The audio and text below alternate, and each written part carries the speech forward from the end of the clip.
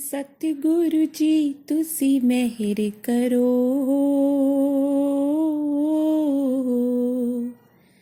मैं दर तेरे ते आई हुईया, मेरे कर्मा वल ना वेख्यो जी, मैं कर्मा तो शर्माई हुईया। इसलिए पहले वेद में जिन 4 भक्ति भावों का वर्णन आता है, अब अपनी अंतरंग परीक्षा में चलते हैं कि वेद के प्रतिपाद्य क्या है।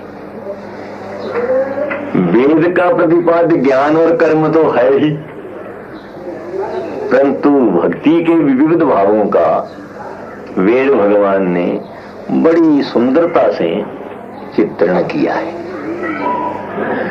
और उसी वेद प्रतिपादित 4 भावों का गीता ने भी एक ही श्लोक में संग्रह कर दिया है।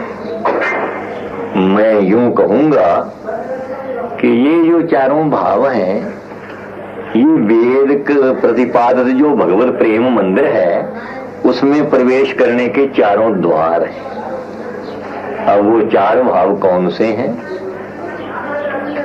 अवगत ही हैं। दास्य भाव, सख्य भाव, वात्सल्य भाव, मधुर भाव। दास्य भाव क्या है?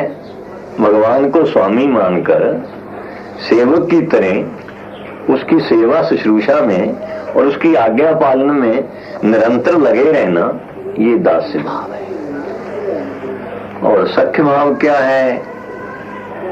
कि भगवान को अपना मित्र मानकर निसंकोच से वार्तालाप और अन्यान्य व्यवहार किए जाए, जैसे ब्रजवासी श्री दामादी गोपाल भगवान कृष्ण के साथ निसंकोच क्रीड़ा किया करते थे। और वात्सल्य भाव क्या है? ये 2 तरह का है। चाहे तो भगवान को मान लीजिए पिता, अपने को मान लीजिए पुत्र। अपने को बेटा मानकर भगवान में पितृ भावना करना, ये वात्सल्य भाव। अथवा नंद यशोदा में आके ये वात्सल्य भाव दूसरा रूप बदल लेता है। यशोदा अपने को मां मानती है और नंद बाबा उनके पिता, अपने को पिता मानते हैं। अपने को माता पिता मानकर बाल कृष्णादि को बड़ी भावना के साथ, बड़े प्यार के साथ जो लालन पालन करना है, ये दूसरा वात्सल्य भाव है।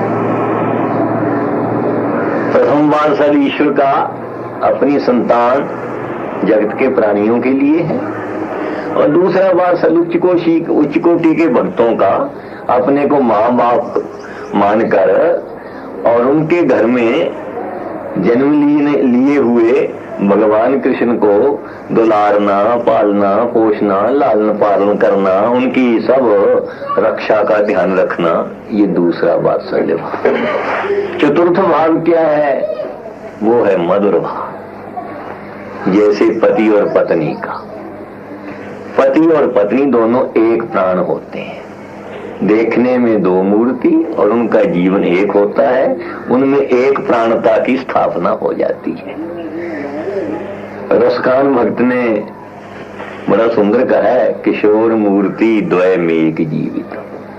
राधा कृष्ण जो है, देखने में तो 2 मूर्ति हैं, और उसे पुरुष मूर्ति में और उसे हम नारी मूर्ति में। कहते देखने में वो 2 हैं, पर एक जीवित, उनका प्राण एक है। ये एक प्राणता की स्थिति जिस भाव में होती है, उसको मधुर भाव कहते हैं। संतों ने इस मधुर भाव को जीवात्मा और परमात्मा के संबंध में बड़े सुंदर ढंग से वर्णित किया है। जीवात्मा पत्नी है, परमात्मा पति है। ये जीवात्मा अपने स्वामी परमात्मा को पति मानकर उसके रिझाने में जो प्रयास करता है, इसी का नाम मधुर भाव है। ये 4 भावों की मैंने एक संक्षिप्त व्याख्या